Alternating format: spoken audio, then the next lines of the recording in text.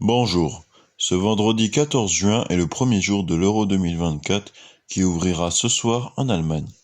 L'occasion de vous donner quelques dernières informations avant que la compétition ne débute, des infos importantes ou un peu plus légères. Et justement pour le match d'ouverture de ce soir, pour la première fois, ce sera un arbitre français qui sera au sifflet, Clément Turpin. Souvent contesté en Ligue 1, il fait l'unanimité à l'international et reçoit une belle reconnaissance. Il ne sera pas seul car 6 compatriotes l'accompagneront. Nicolas Danos, Benjamin Pagès en tant qu'assistant, François Le Texier, le second arbitre central sélectionné pour l'Euro, sera le quatrième arbitre du match. Enfin, Jérôme Brizard et Willy Delageau seront à la VAR.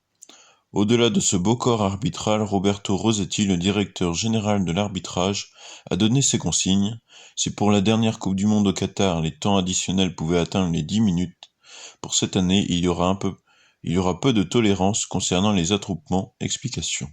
Afin que les arbitres soient respectés et qu'une bonne image soit donnée notamment au jeune public, seuls les capitaines pourront discuter avec l'arbitre pour éviter les regroupements de joueurs pour contester les décisions.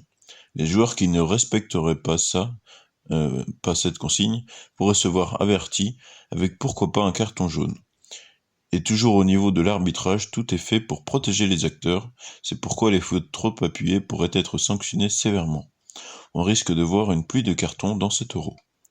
Le tournoi accompagné de politiques, Philippe Lahm, ancien capitaine de l'Allemagne et désormais directeur du comité d'organisation de la compétition, rêve d'un Euro 2024 comme le ciment de la démocratie et avec une bonne ambiance, sereine et pacifique. Seulement entre le rêve et la réalité, l'Allemagne étant au centre du continent européen, l'hooliganisme menace. Bien que ces ultra-radicaux soient hors des stades et parfois plus dans les villes, l'Allemagne compterait a priori 3000 hooligans.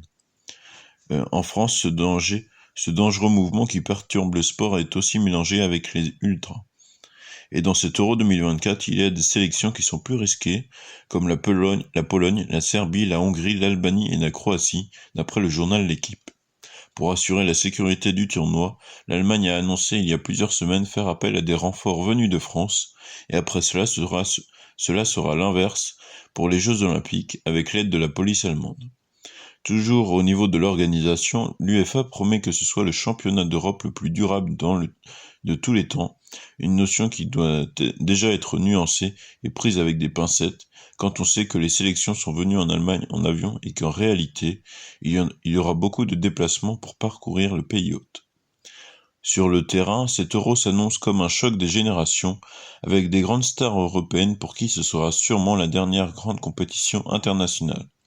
Il y a les Portugais Pepe et Cristiano Ronaldo, 41 et 39 ans, les Allemands Neuer, Müller et Kroos, sans oublier notre Giroud national, ou même Modric et Lewandowski.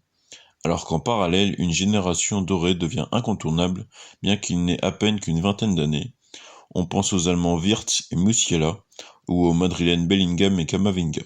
Une chose est sûre, CR7 aura de la concurrence au classement des buteurs pour cet Euro.